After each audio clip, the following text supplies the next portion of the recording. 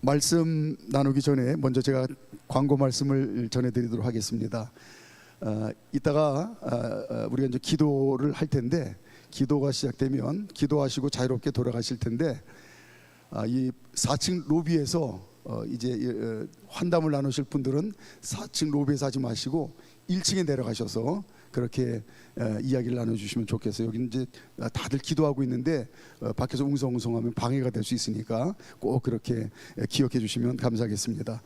오늘 금요 밤 기도회에 왔는데, 금요 밤 기도회가 뭐 하는 자리입니까? 무슨 시간이에요?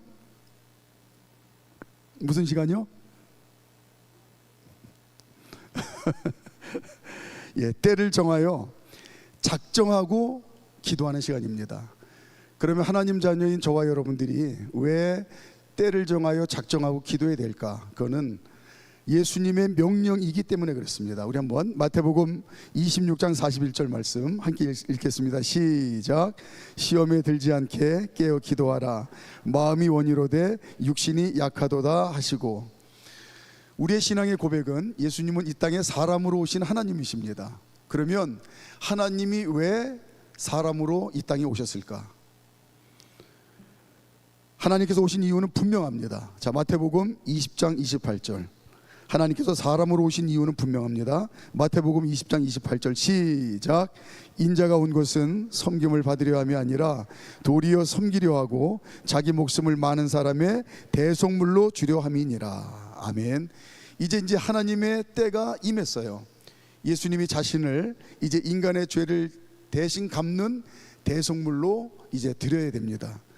자, 그런데 십자가에서 몸이 찢기고 피를 흘려 죽으시는 이 대속물의 희생제물이 되는 시간을 앞두고 예수님 마음 가운데 고민이 꽉 들어찼어요. 무슨 고민이냐면, 이게 십자가에 달려 죽으시기 때문에, 십자가에 달려 죽으시는 이 고민 때문에 십자가에 달려 죽기 전에 죽을 지경이라는 그런 말씀을 하고 있어요. 마태복음 26장 38절. 마음에 고민이 가득한데 십자가에 달려 죽기 전에도 고민 때문에 내가 먼저 죽겠다 하고 고민이 꽉 들어찼습니다. 자, 마태복음 26장 38절 시작.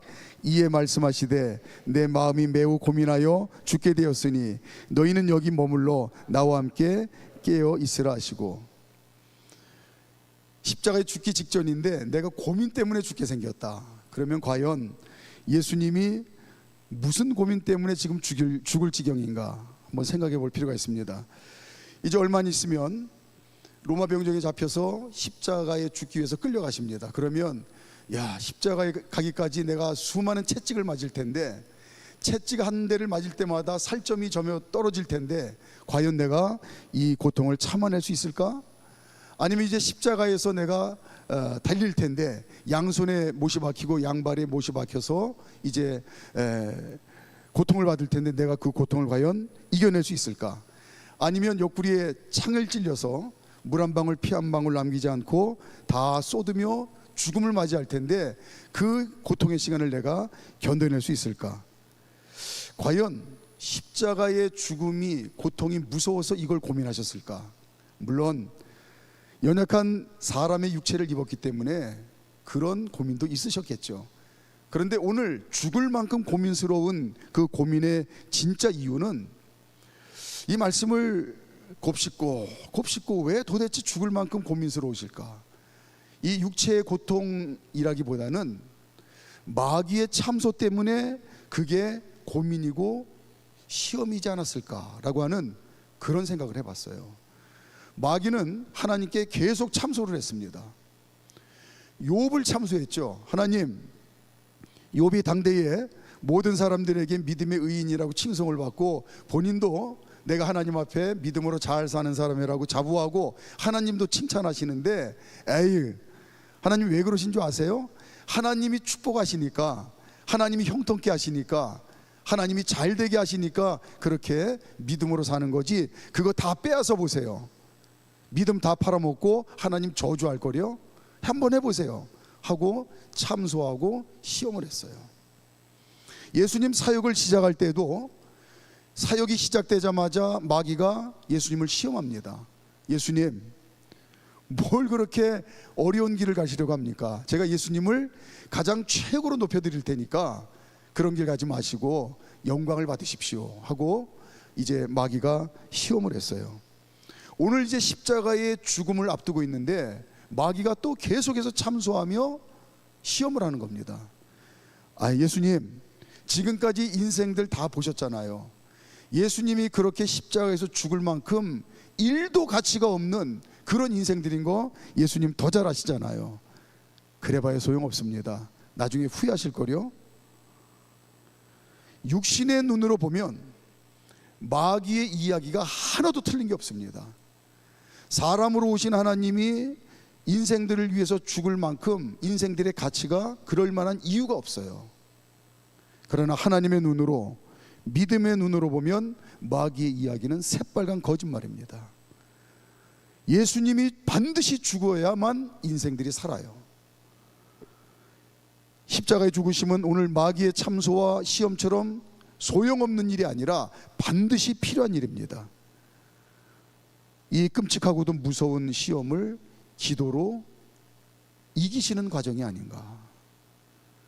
이 무서운 시험을 예수님이 끝내는 기도로 이기셨지 않는가라고 하는 걸 우리가 깨달을 수가 있습니다. 그래서 나중에 결국은 하나님 앞에 고백하죠. 나의 원대로 마옵시고 아버지의 원대로 되기를 원합니다 하고 기도로 끝내는 이기죠. 이제 얼마 안 있으면 제자들이 예수님의 십자가의 죽으심과 부활의 능력으로 하나님 자녀가 되는 권세를 얻습니다. 믿음으로 하나님 자녀가 됩니다. 이때부터 마귀의 무서운 마귀와의 영적인 전쟁이 시작돼요. 마귀가 믿음으로 하나님 자녀된 것은 막을 수 없지만, 그걸 다시 돌이킬 수는 없지만, 절대로 하나님 자녀답게 복된 인생을 살고 하나님의 영광을 위해서 살지 못하도록 마귀는 끊임없이 이제 공격을 할 거예요. 제가 몇 번 말씀드렸지만 마귀가 공격하는, 마귀가 전쟁하는 전쟁의 법칙은 분명합니다. 1000번 만번이고 공격해서 한 번이라도 성공하면 자기가 이기는 거예요. 그래서 앞으로 하나님 자녀들이 이 무서운 영적인 전쟁에서 마귀의 무서운 이제 시험을 당할 텐데, 하나님 자녀답게 복되게 살지 못하도록, 또 주신 사명을 잘 감당하며 하나님의 기쁨이 되는 신앙생활을 하지 못하도록 무섭게 이제 시험할 텐데, 오늘 예수님이 제자들에게 본을 보여주시는 겁니다. 마귀의 끈질긴 이 공격 때문에 시험에 들지 않도록, 정확하게 얘기하면 시험에 걸리지 않도록, 그래서 신앙생활 실패하지 않도록 기도로 무장하라 라고 하는 걸 예수님이 말씀하셨어요. 그래서 예수님이 명령하셨기 때문에 오늘 우리가 하나님 앞에 때를 정하여 작정하고 기도를 하는 겁니다. 저희 아버님이 청년 때까지 신앙생활을 잘 하셨는데, 이제 제가 한 4-5살 정도 됐을 때에 이제 시골에서 이제 정리를 해가지고 사업을 한번 해보시겠다고 이제 청운의 꿈을 품고 성남으로 가셨대요. 성남 처음 개발될 때. 그래서 이제 가서 사업을 하셨는데 안타깝게도 4-5년 만에 실패를 하시고 다시 고향으로 돌아오셨답니다. 고향에 돌아와서 자신의 삶을 가만히 둘러보며 하나님을 잃어버리니까 인생을 잃어버렸구나, 신앙을 빼앗기니까 다 빼앗겼구나, 이게 깨달아지더래요. 그래서 그때부터 다시 이제 시골에 고향에 돌아와서 다시 이제 새로운 인생을 사시는데, 신앙생활부터 다시 회복하셨다고 합니다. 그래서 열심히 신앙생활을 하는데, 신앙생활한 지 얼마 안 돼서 교회 나가자마자 제 막내 동생이, 그해 겨울이 좀 첫해 겨울이죠. 첫해 겨울이 유독 추웠는데 한 4-5일 감기를 앓다가 급성 폐렴으로 그냥 죽고 말았어요. 제가 지금도 기억이 나는데, 마당에서 동생은 양지 바른 곳에 앉아있고 저는 이제 친구들하고 열심히 노는데, 형아 춥다고 자꾸 들어가자고 그러는 거예요. 근데 그냥 거기 따뜻하니까 거기 앉아있으라고 그러고 저는 그냥 철없이 놀았던 거예요. 근데 어른들은 뭐 겨울이고 여름이고 그 당시에는 하여튼 일거리 찾아서 일하실 때니까 뭐 아이들끼리 그렇게 집에 놔두고 나가셨을 때고. 근데 한 지금 기억으로는 일주일도 안 알았던 것 같아요. 근데 어느 날 갑자기 막 눈이 돌아가고 아이가 이제 거의 정신을 잃고 하니까 시골에서는 안양이나 수원 병원에 가는데 뭐 평생 병원 갈 일이 없죠. 이제 급하게 그 구루마라고 리어커에다가 이제 싣고 저 읍내까지 이제 나가야 차가 있는데 거기 나가서 그 길로 그냥 세상을 뜨고 말았어요. 근데 이런 큰 이제 어려움을 당했는데 담임 목사님이 신방을 오셨습니다. 근데 지금도 제가 그 초등학교 3학년 때인데 기억이 나요. 그 신방 그 장면이. 아버님은 그냥 고개를 푹 숙이고 예배를 드리고 있고 어머님은 등을 돌리고 계셨어요. 그러니까 하나님 앞에 너무 서운하셨던 것 같아요. 이제 열심히 신앙생활을 해보려고 하는데 도와주시지는 못할 망정 쪽박은 왜 계십니까 하는 그런 심정으로 돌아앉으셨던 것 같아요. 그런데 나중에 그때 담임 목사님이 무슨 말씀을 해주셨는지 이제 나중에 부모님께 얘기를 들었는데 그때 담임 목사님이 그러셨답니다. 마귀가 신앙생활 하지 못하도록 지금 시험하는 겁니다. 무슨 일이 있어도 이 시험을 이겨야 이 가정이 삽니다. 그런데 먼저 그 말씀이 저희 아버님 마음속에 비수처럼 꽂힌 거예요. 그래서 아버지가 이제 그때부터 작정해서 그날로 이제 새벽기도 평생을 새벽기도 재단을 안 빠지고 쌓는 첫 시작이 됐고 예배 그 시골의 농사 바쁜 일 가운데서도 시간 무슨 일이 있어도 예배드리고 그리고 지금도 기억하는데 그 성경책이 그 겉에가 이렇게 빨간색이었던 성경책 그리고 세로로 된 건데 그 빨간색 색연필로 시간 날 때마다 그 밥상 이렇게 놓고 거기서 성경책을 줄을 그으며 읽으시던 그 모습이 지금도 아련합니다. 그 목사님 말씀을 하나님 말씀인 줄로 믿고 정말 기도하는데 생명을 걸었고 예배 드리는데 생명을 걸었고 그리고 하나님 말씀 붙들고 씨름하는데 생명을 걸은 거예요. 그랬더니 하나님께서 그날 말씀을 주셨던 목사님이 사돈이 됐고 그리고 장로님이 되셨고 그리고 지금도 건강하게 열심히 주의 일 봉사하면서 사시는데 제가 봤을 때는 우리 아버지가 제일 복 받으신 것 같아요. 야, 이게 기도의 능력이구나 하는 걸 오늘 말씀을 준비하면서 제가 마음판에 새겨졌습니다. 하나님 자녀인 저와 여러분들이 신앙생활 하다 보면 반드시 시험당할 때가 있어요. 당연히 기도로 이겨야 된다라고 하는 걸 말씀하시는 거고요. 오늘 우리가 한 가지 더 꼭 명심했으면 좋겠는 게 뭐냐면 진짜 능력은 평소에 기도하는 겁니다. 평소에 기도. 그래서 바울은 지혜롭고 능력 있는 하나님 자녀로 살기 위해서 쉬지 말고 기도하라고 했는데 그게 뭐냐면 때를 정하여 작정하고 지속적으로 기도하라는 말씀이에요. 우리가 호흡하다 보면은 오늘도 여러분과 저의 입속으로 감기균과 뭐 독감 바이러스와 별의별 균이 다 들어왔다 나갔다 했을 거예요. 그런데 오늘 멀쩡하잖아요. 왜 그러냐면 균이 들어왔는데 이겼기 때문에 그렇습니다.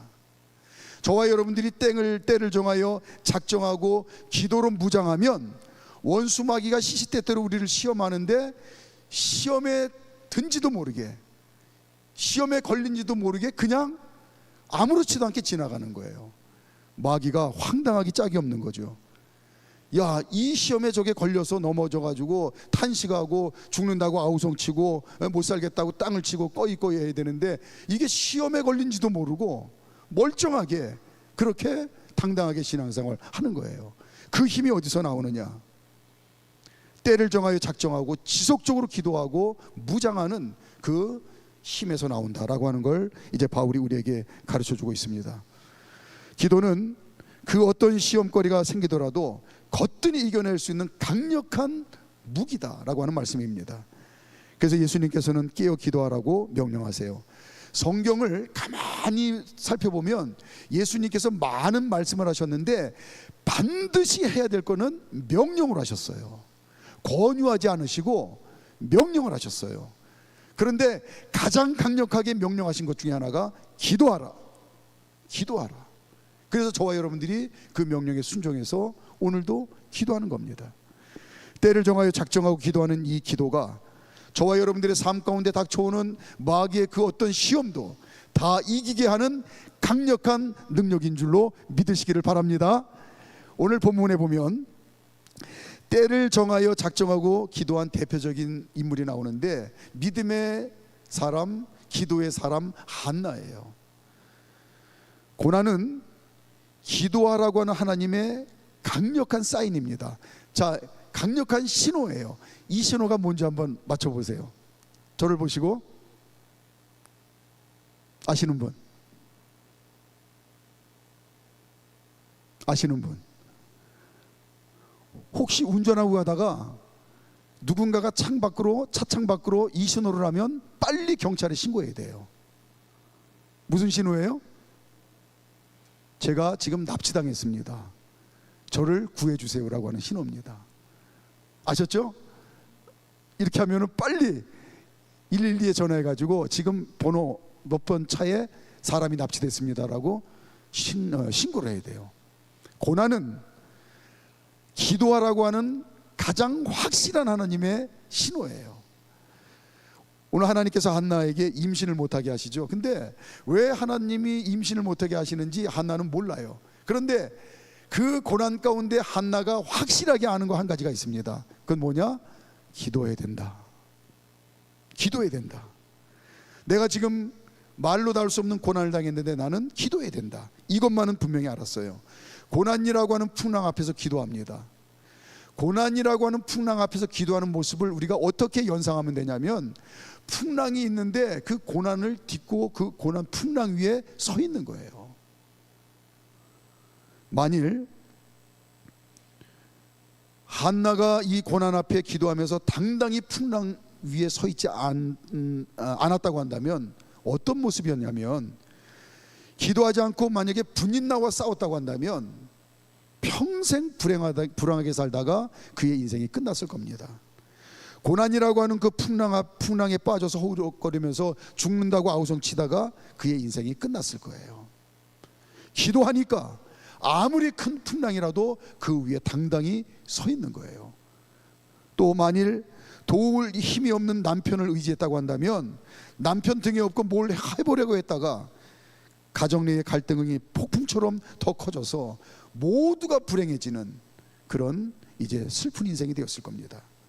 그러나 한나는 다 하나님께 맡기고 기도합니다. 고난은 기도하라고는 하나님의 신호인 줄로 믿습니다. 아멘, 믿습니다 하고 그냥 기도했어요. 10절 말씀, 10절 시작.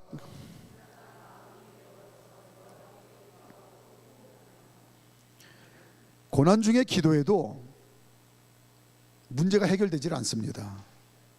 그런데 한나가 선택한 건 뭐냐면 계속 기도하는 거예요. 더 오래 기도하는 거예요. 12절 시작. 그가 여호와 앞에 오래 기도하는 동안에 엘리가 그의 입을 주목한 적. 여기서 오래 기도할 때에 그냥 한번 앉아서 오래 기도했다는 뜻도 있죠, 당연히. 그런데 또 이중적인 의미가 뭐냐면 응답 받을 때까지 기도했다는 겁니다. 이게 한나의 힘이었어요. 끝까지 기도했다는 겁니다. 포기하지 않고 기도의 분량이 찰 때까지 기도했다는 거예요.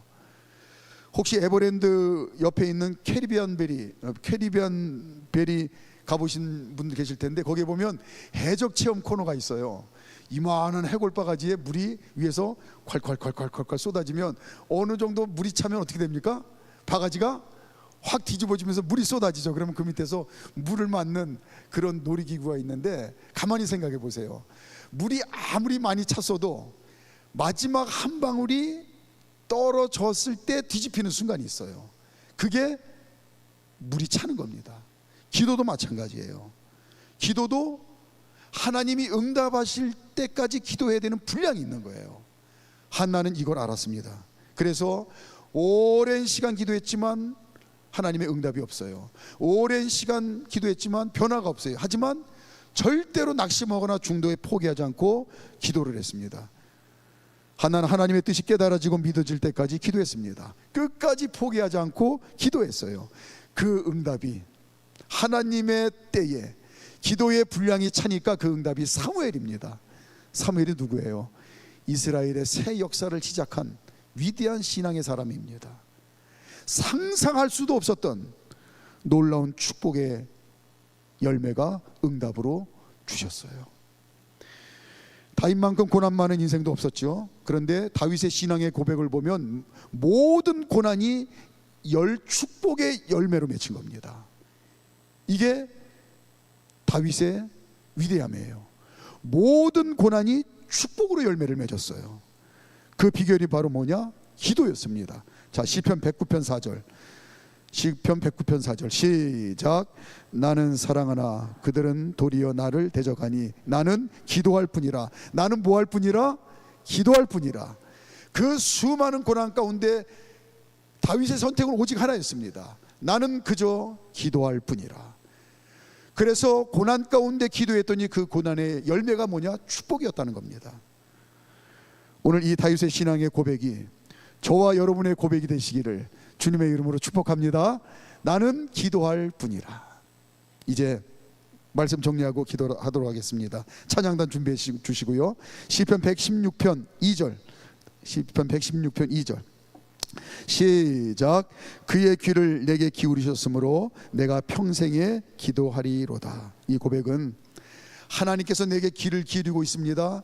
그래서 저는 일평생 기도합니다 라고 하는 신앙의 고백인데, 이 기도는 다윗이 아들 압살롬의 반역이 끝난 다음에 고백한 그런 기도라는 이야기도 있고, 히스기야 왕이 죽을 이제 병에서 고침받고 고백한 기도라고 하는 그런 이제 이야기도 있는데 상관없습니다. 누구 말이 맞는지. 중요한 건 다윗 왕의 기도에 귀를 기울이시고 응답하신 하나님이세요. 히스기야 왕의 기도에 귀를 기울이시고 응답하신 하나님이세요. 하나님께서 지금 이 시간 저와 여러분들의 그 어떤 기도에도 귀를 기울이시고 응답하시는 응답의 하나님이심을 믿고 이 시간 기도하시기 바랍니다. 다시 한번 광고합니다. 이제 끝나고 나가실 때 일찍 끝나신 분 절대 4층 로비에서 이제 얘기하시면 안 됩니다. 1층에 내려가셔서 얘기하시고 남은 분들이 기도하는데 방해되지 않도록 그렇게 도와주시면 감사하겠고요. 그리고 방송실은 옆 사람 기도가 들리지 않고 방해가 되지 않도록 음악 볼륨을 조금 크게 해주시면 되겠고, 또 한 가지 이 시간 충분히 기도하시기 바랍니다. 서둘러서 나가지 마세요. 오늘 어떻게 나온 자리입니까? 피곤한 육신이지만 또 가정의 바쁜 일들 다 뒤로 하고 오늘 기도하기 위해서 나온 건데, 하나님 앞에 오늘 여유를 가지고 기도하세요. 그리고 입술로 고백하다가 잘 말이 안 나오면 고민하지 마세요. 그냥 주님의 이름을 부르세요. 주님 나를 불쌍히 여겨달라고, 주님 나를 도와달라고, 주님 나를 불쌍히 여겨주세요, 주님 나를 도와주세요. 아니면 여러분들의 가족의 이름을 부르고 기도해야 됩니까? 그의 이름을 부르세요. 아무개를 불쌍히 여겨주세요, 아무개를 도와주세요. 1000번 만번이라도 똑같은 말로 하나님 앞에 도움을 청하세요. 불쌍히 여겨달라고 하나님 앞에 마음을 쏟으세요. 마음의 중심을 받으십니다.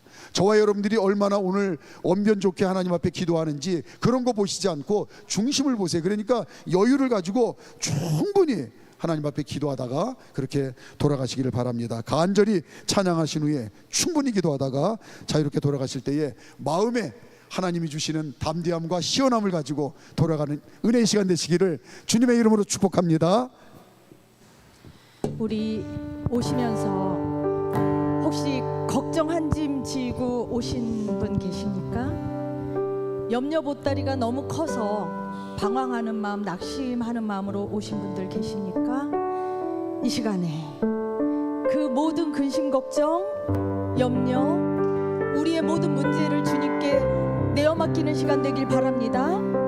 하나님의 응답, 하나님의 해결하심을 맛보아 알 수 있는 밤이 되기를 축복합니다. 이 시간에 목숨 걸고 찬양하고 기도하는 시간 갖도록 하겠습니다. 기도할 수 있는데